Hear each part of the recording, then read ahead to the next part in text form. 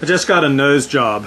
Well, there weren't actually any cosmetic changes made to my nose, but for the past since around New Year's, I've had great difficulty breathing through my nose when I lie down, and I went to see an ear, nose, throat specialist, and said a lot of my membranes in there were all swollen up, and when I'd lie down they'd swell with blood even more and block my air passages.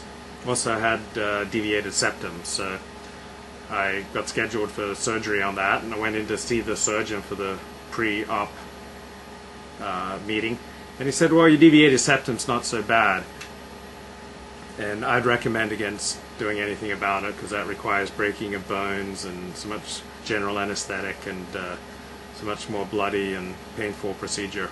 So I reluctantly agreed. So why was I reluctant? Because I keep hoping that these things will come along that we'll discover that will dramatically affect my health. I've struggled with chronic fatigue syndrome since February 1988. It's like severely curtailed my life. I want to lead a real life outside of these rigid boundaries of what I'm able to accomplish right now, with the boundaries of fatigue kind of limiting my exertions for the past 22 years. And so I keep hoping that things will come along that we'll be able to fix, and then I could launch into life again like I used to.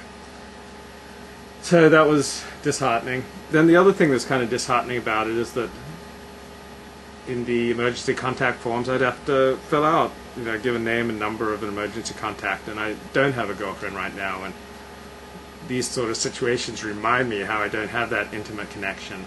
And I also had to ask someone for a ride home, and normally you'd think of like your girlfriend going with you to surgery and giving you a ride home. And so this time I picked Rabbi Rabs, my Monday night Torah Talks counterpart, and he was a total mensch in picking me up and picking up my pain medication. And so the surgery itself was Turbinate Reduction. So they cut away these membranes.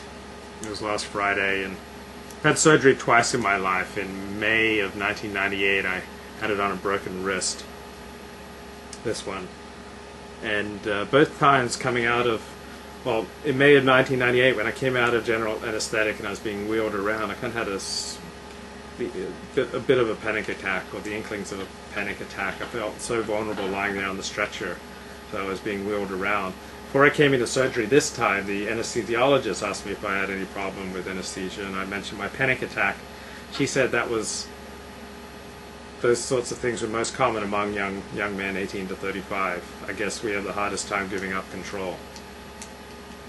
Then there's like a cold clarity that I have when I come out of anesthesia and surgery both times. Both times I thought about how good Dennis Prager had been to me, what a mensch he was, how much I admired his teachings, and felt guilty for some of the perhaps unkind things that I've written about him over the years. And then I just kind of see my life, and it's so kind of emotionally cold. It's lacking in vital connections to other people. And when I'm coming out of surgery and my nose is all ugh,